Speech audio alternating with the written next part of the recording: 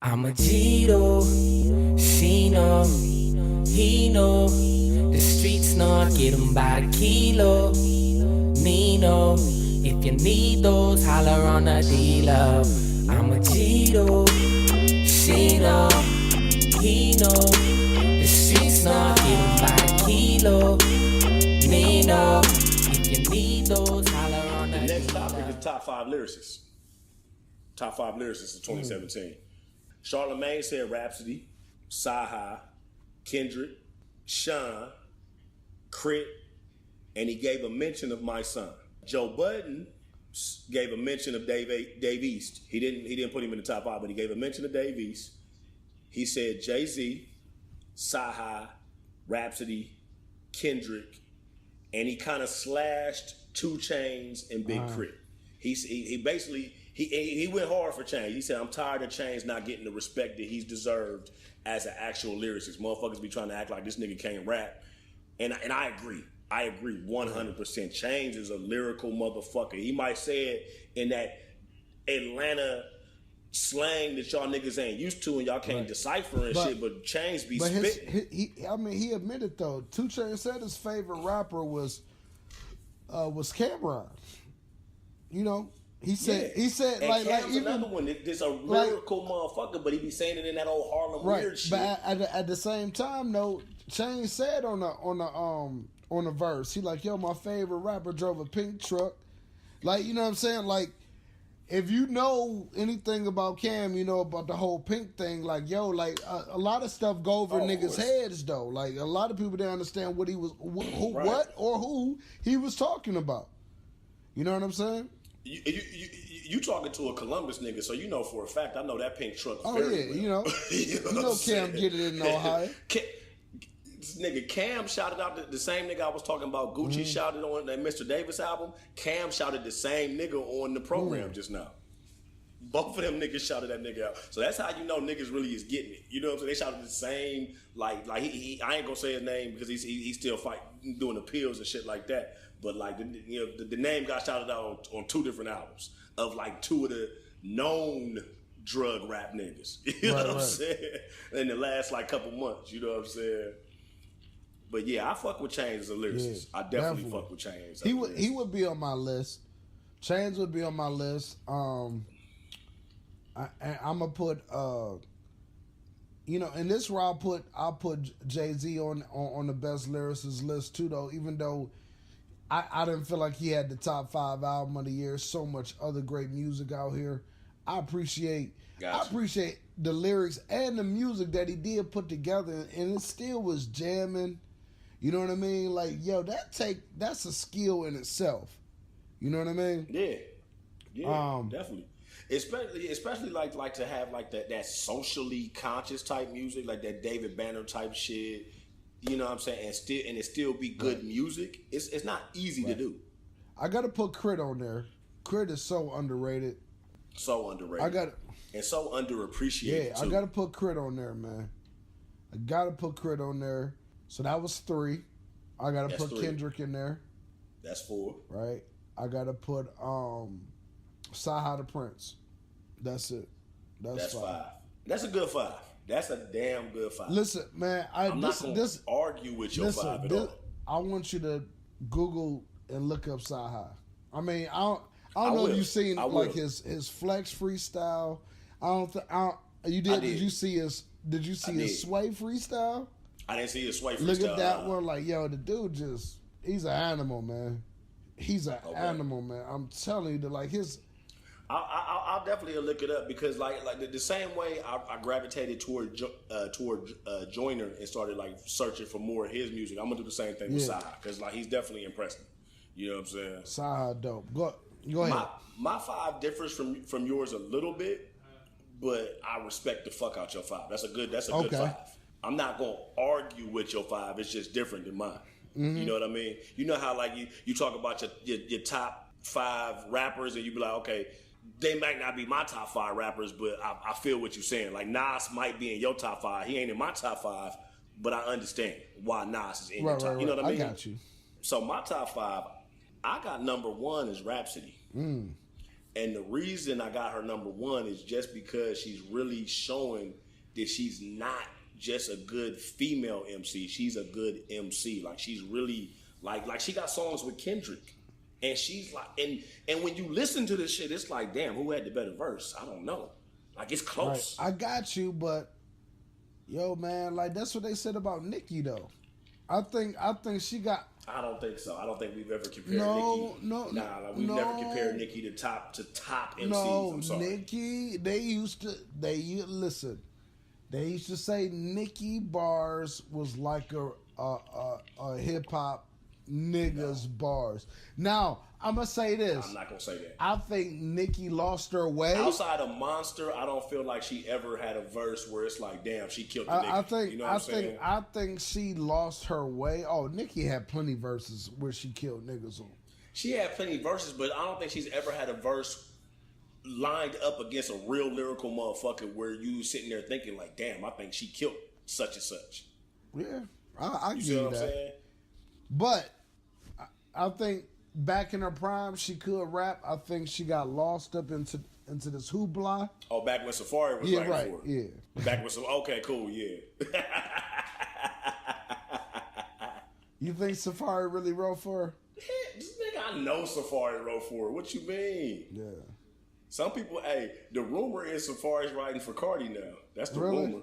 I don't know if I believe it or not. I don't know if I believe it, but people say Safari's writing for Cardi. Hey, why not? Why not? If you're getting that check, Get that check, baby. But look, my number 2 is Kendrick, Okay. which I'm sure we can agree on. My number 3, I'm gonna say My Son. My son. I'm putting My Son in my 3, and he didn't really have a body of work this year, but he had 2 of the best freestyles of the year. The freestyle on Flex and the cipher for BET were fucking ridiculous. Right. Ridiculous. I know. And he put out that I know he did mixtape a too. bid, and I know he had the situation with Troy Ave and other little bullshit or whatever. Yeah, he was going hard on Troy. But I mean, me personally, I really don't know. Like I'm like you with Saha. That's how I am with my son. Gotcha. Like I've heard a verse or two. All right, dope, fire. To be honest with you, it's so much music that come out. It's so hard to keep up, and then it's so hard. People, so and hard, we bro. do this podcast thing, so people be reaching out like Paco, yo man, listen to my shit, man. Let me be on the show and this, that, and other. And right. I see why when rappers get on and they be shunning like the people that's like the interviewers, or you know what I mean, they like looking down on these motherfuckers, like, you know what I'm saying, like I get it. Is because the simple fact that it take a lot of work to get on, and it take a lot of work for just regular people just to hear your shit, Yeah, that's facts. So I don't know. And Mice is one, just like you want me to look up Saha. I want you to look up my. Did you hear Mice's? I heard Flex that. I heard freestyle? that freestyle. Yeah. I'll put it like this: if Black Thought hadn't did his 10 minutes worth of ridiculousness, my son had my number 1 Funk Flex freestyle of the year. Like better than Loaded Lux, better than Saha. What about Tory Lanez? Better than Tory. Yes, Tory was spitting that shit though. Tory killed it. I'm not gonna take that away from the little Tory nigga. spit that shit. He killed that shit. Me killed his shit too. Like niggas like. Yo, Flex, I'm not a huge fan of Flex. You know what I'm saying? Like that whole Tupac shit really rubbed me the wrong way. But like, his that's platform. the number one. That's the number one arena for a nigga to come and drop some fire. If you go up to Flex and drop some fire, you putting yourself on the map. And Mice had, if it wasn't for Black Thought, Mice had the best freestyle of the year. That shit was killer. You know, and then also, that I'm Not Racist, Mice did a response to the I'm Not Racist also. Listen to that shit. That I shit did was see hard that. too. Yeah, I did see that. That shit was hard. So, and my number 4, I know a lot of people not gonna feel me on this, but I put Black Thought in my number 4. And the reason why I did so is because motherfuckers been consistently shitting on him as being an MC. People were like, oh, he don't got enough body of work. He ain't a solo artist. He with the Rudes. He did. Nigga, Black Thought went into. Did you see Black Thought's Flex. Oh yeah. Freestyle. When he went in on Kanye. That nigga. Well, that nigga went in for 10 minutes. Yeah. 10 minutes. But you gotta think and then he did it on Sway too. He had another fire one on Sway. That's a Philly nigga. Them niggas rap and these niggas be rapping just while they fucking, like, you know what I'm saying? Like, these niggas rap. They're rap. So, you know what I'm saying? Like, so nigga, I'm putting Black Thought at 4 because the motherfuckers on Jimmy Kimmel show, he be rapping on, like, he be doing like little bullshit, and it still sound amazing. On Jimmy Kimmel. I like that shit when the Black Thought freestyle and Common come on or whatever. Like, even though you may listen, I would say Jimmy Kimmel is I don't think they dumb down the Roots at all, and I don't think, like, you know how shit can be like become corny when the powers that be get behind something. Oh, Dave of course. Chappelle was dope. The first season on Comedy Central before people really got hip to it. Exactly. When everybody started talking, when the machine got behind it, then that's when it was like, oh, okay, and it ain't that funny no more. We talking about like the third season. Well, you need to do it like this, you need to do it like that. So that's what I'm trying to say about like the Roots and Black Thought. Like, I think they still maintain their identity. And I like that. Even though, you may be looked at as, oh, you just a late night show band, but them niggas eating. Oh, yeah. They doing Jimmy Kimmel. You know they getting money. Yeah. And then my number 5, I agreed with you. I put Crit at number 5. Okay. Very underappreciated. All right, very go underrated. to your 5 again. I do. My 5 was Rhapsody 1, Kendrick 2. You hit pause. Yeah, I gotta decline this call coming in. There we go. Rhapsody 1, Kendrick 2, My Sign 3, Black Thought 4, Crit 5. And I do like have that. an honorable mention. What's that? Who? And you're not gonna feel me on my honorable mention at all. Okay. Kodak Black. For lyricists? Yes. Oh, fuck out of here, man. I know you're not gonna feel me. I know you're not. Let me ask you a question before I defend my honorable mention. How do you feel about Trick Daddy? Trick Daddy as an artist? As a lyricist, as an artist, as a rapper, everything. I think as an artist, as a real person, like, I think he's probably one of the realest artists. Like, just like, I'm gonna just keep it real. Mm-hmm. Like, I remember a couple verses that stand out to me is like a verse that was on the Jeezy album, a verse that was on T.I. album, him and BG.